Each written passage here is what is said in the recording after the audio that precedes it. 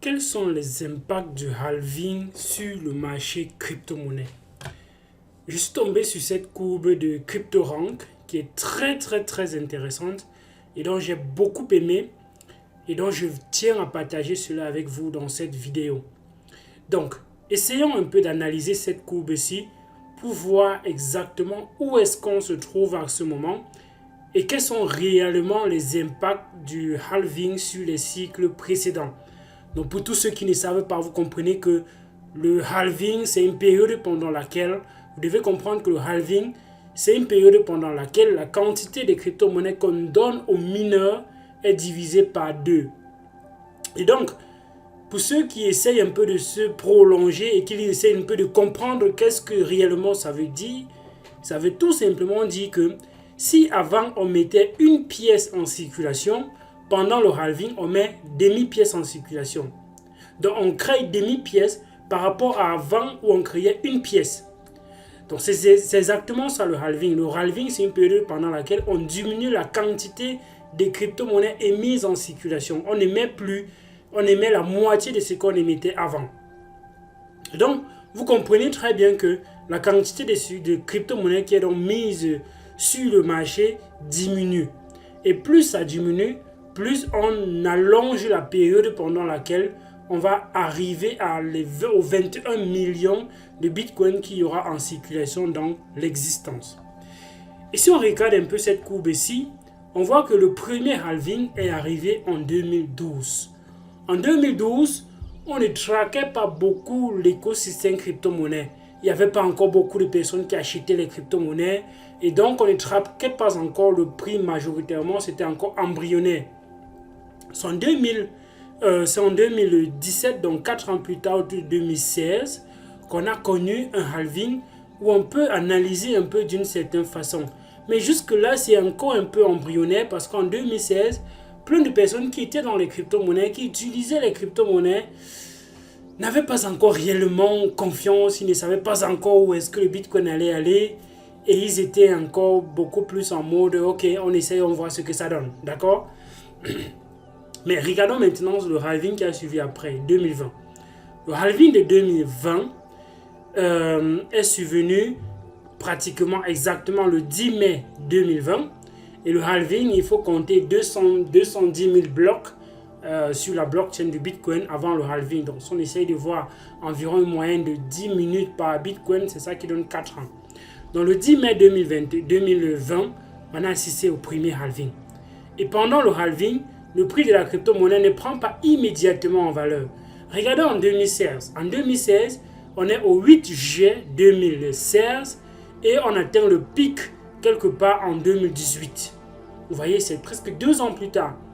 Donc presque 2 ans plus tard, on atteint le pic. Si on essaye de voir aussi en 2020, on a le halving et autour de 2021, autour de mi-2021, autour de février 2021, c'est là où on atteint le pic. Donc si on essaye de voir, le halving va arriver quelque part autour de mars 2024. Donc mars 2024, c'est bientôt. C'est dans quelques jours, c'est dans un mois. Si on essaie de faire des projections, on est dans 70 jours. Donc avril 2024, le 15 avril 2024, c'est là où on aura le prochain halving. Et quand on a le halving, vous voyez qu'avant le halving, le prix de la crypto-monnaie baisse d'abord avant de remonter progressivement après le halving parce que la quantité de crypto-monnaies émises en circulation a baissé et si le prix n'augmente pas, les mineurs vont commencer à être désemparés, désespérés et pourraient débrancher leurs machines. Donc le prix commence à remonter après parce que généralement une entreprise qui émet les ASICs ou bien qui émet les machines de minage va se positionner là-dessus, surfer sur cette vague pour sortir de nouvelles machines de minage chaque 4 ans pour que ça puisse répondre aux besoins. Et c'est pour ça que l'action de cette entreprise commence à augmenter justement quand il y a le halving. Donc si vous comprenez les cycles de marché et vous comprenez les impacts que cela a généralement sur les marchés, vous pouvez vous positionner dans différents secteurs, dans différents marchés et commencer justement à spéculer là-dessus et prendre de la valeur. Comme cette entreprise dont j'ai dit tantôt qui crée les équipements de minage, ils vont sortir une machine avant le halving Et généralement, cette machine est plus performante que les machines d'avant pour permettre de pallier un peu au gap qu'il y a sur la difficulté qui va augmenter et qu'on puisse avoir quand même les quantités assez intéressantes et dépenser moins d'énergie pour que ça puisse être encore rentable. Voilà pourquoi ces entreprises prennent en valeur. Et donc, présentement, on voit qu'on est presque en train d'arriver au halving et le prix est presque à moitié. Regardez bien, très bien ce qui se passe ici. On a ces 10 000 là et le top c'était à 20 000. Avant le halving ici qui est arrivé autour de 2020, on était autour de la moitié du halving précédent, donc du truc précédent. Et donc pendant le bull run, ça a pris le double du prix auquel on était pendant le halving, pendant la fin du halving. Donc si on essaye de regarder là présentement, si on touche la fin et que la fin est autour de 40 000 $, généralement le double c'est quoi? Le double du prix, en fait le double par rapport à ce qui s'est passé là. Qu'est-ce que j'ai dit? J'ai dit parfois j'ai dit des conneries. Mais bon, le halving arrive par rapport à la moitié de son ATH. Donc si on est autour de 30 quelque chose, de 65 000 $, donc le halving peut arriver à la moitié du ATH, c'est-à-dire autour de 35 000, 36 000 $, 30 quelque chose de 1000 $. Donc probablement on peut encore baisser comme on observe là présentement. Suivez très bien ce que je suis en train de dire. Donc on peut baisser. Et comme on peut baisser, on va donc toucher les quelque chose comme 36 000 pour être à la moitié de l'ATH du cycle. Ok? Mais si on essaie de regarder maintenant, par rapport à ce prix de sortie qui était à 10 000, le ATH allait à toucher presque x6. Donc si on essaie de faire les projections et qu'on sort à 30 000, si on essaie de faire ne serait-ce que 1 x3, ou bien, disons oui, x3 c'est la moitié de x6, on serait à 30 000 x3 autour de 100 000.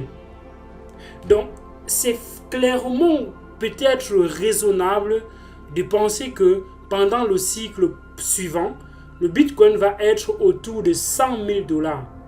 Autour de 100 000 $. Et si on est autour de 100 000 $, on n'est même pas à x2 par rapport au cycle précédent. On n'est même pas à x2 si on est à 100 000. Parce que le cycle précédent était à 65 000. Donc si le cycle suivant est à 100 000, on n'est même pas à x2.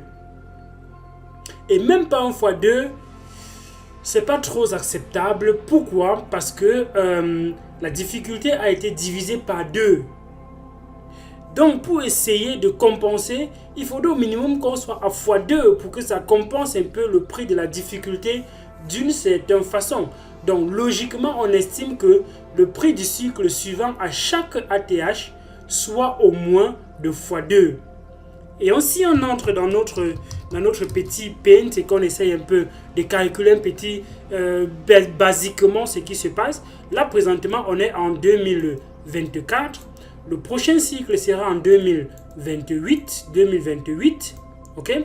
Et après on sera en 2032.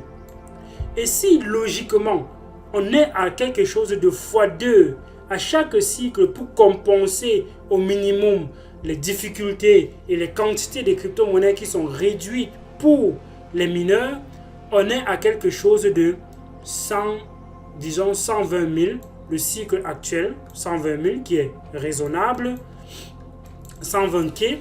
Le cycle suivant, on est autour de 240 K. Le cycle d'après, on est autour de 500 K environ. Donc d'ici 2030, il est fort probable que le Bitcoin, si on observe la courbe ascendante, d'ici 2030, le Bitcoin peut bien aller toucher les 500 K. Et 2034, qui est le cycle d'après, 2034 qui est le cycle d'après, 2036 plutôt, si on fait x2 de 500, on est à 1 million. 1 million. Donc ceux qui font les projections sur le long terme du Bitcoin peut toucher les 1 million de $. Ça peut être clairement autour de 2040. 2040, 2050, ça paraît loin, mais c'est 20 ans. C'est 20 ans, c'est 25 ans. Si vous êtes encore là dans 25 ans et que le Bitcoin est autour de 1 million de dollars, quelle quantité de Bitcoin vous devez avoir pour être autour de 100 000 dollars? C'est pour ça que certains ont estimé 0,2 Bitcoin. C'est ce qu'il vous faut pour être riche d'une certaine façon. Et riche pour certains, ça veut dire que 0,2 Bitcoin, c'est 200 000 dollars. Et si on convertit ces 200 000 dollars en francs CFA, ça fait plus du milliard de francs CFA. Ça fait plus du milliard de francs CFA. Donc, les gens qui sont autour là présentement de quelque chose, leur objectif c'est d'accumuler 0,2 Bitcoin, sont en train quelque part de préparer une richesse qui vaudra presque 1 milliard autour de dollars, 1 milliard de francs CFA autour des années 2040. Qu'est-ce que vous voulez? Préparer quelque chose pour maintenant et essayer de prendre vos bénéfices maintenant, ou bien préparer quelque chose pour le long terme? 2040, c'est dans 25 ans. Et dans 25 ans, je suis sûr et certain que plusieurs d'entre nous seront encore vivants. Qu'est-ce que vous êtes en train de faire maintenant pour vous projeter dans 2040? Qu'est-ce que vous êtes en train de faire maintenant comme activité, comme stratégie, comme moyen d'investissement pour essayer d'arriver à quelque chose qui vaudra le milliard en 2040? Ce sont les questions comme ça que vous devez vous poser. Est-ce que vous êtes une personne qui essaie de vivre le jour le jour? Est-ce que vous êtes une personne qui essaie de sacrifier des choses là maintenant pour acquérir des choses qui vont peut-être prendre de la valeur dans le long terme?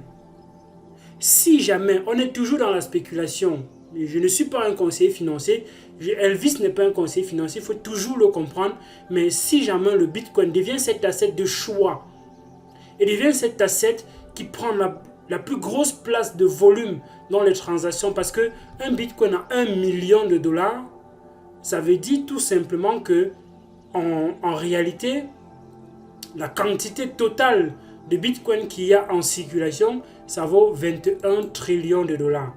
Et 21 trillions de dollars, 21 trillions de dollars, ça dépasse clairement l'or qui est présentement à 13 trillions de dollars. À 13 trillions de dollars. À 13 trillions de dollars, avec le Bitcoin qui va être la monnaie de l'économie,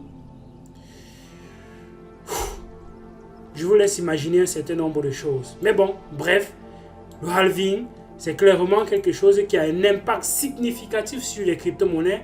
Aujourd'hui, ça peut carrément ralentir avec les BSC20 qui sont sur la blockchain du Bitcoin. Et ces BSC20-là peuvent être assez intéressants et suffisants pour désintéresser les mineurs. Et si donc les BSC20 peuvent désintéresser les mineurs, ça veut clairement dire que les BSC1, les BSC20 sont une niche d'opportunités à explorer. Quelles sont les crypto-monnaies qui vont dans le sens des BSC20? Je vais refaire une vidéo là-dessus pour vous expliquer quelques projets qui vont dans le sens de BSC20 et comment est-ce qu'ils veulent faire leur BSC20, utiliser et capitaliser les BSC20, parce qu'il y a plusieurs façons de faire les BSC20.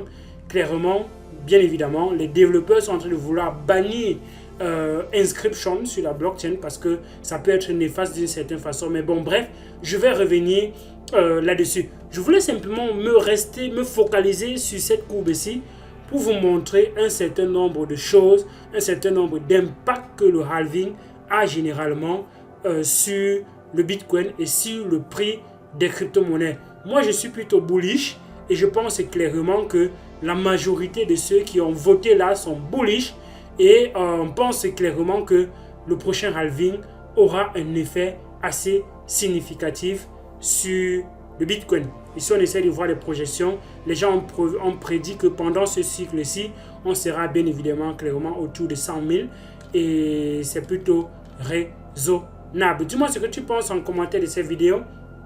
On se voit très prochainement pour parler d'autres choses sur la chaîne. D'ici là, porte-toi bien. Il y a d'autres vidéos sur la chaîne. Ciao.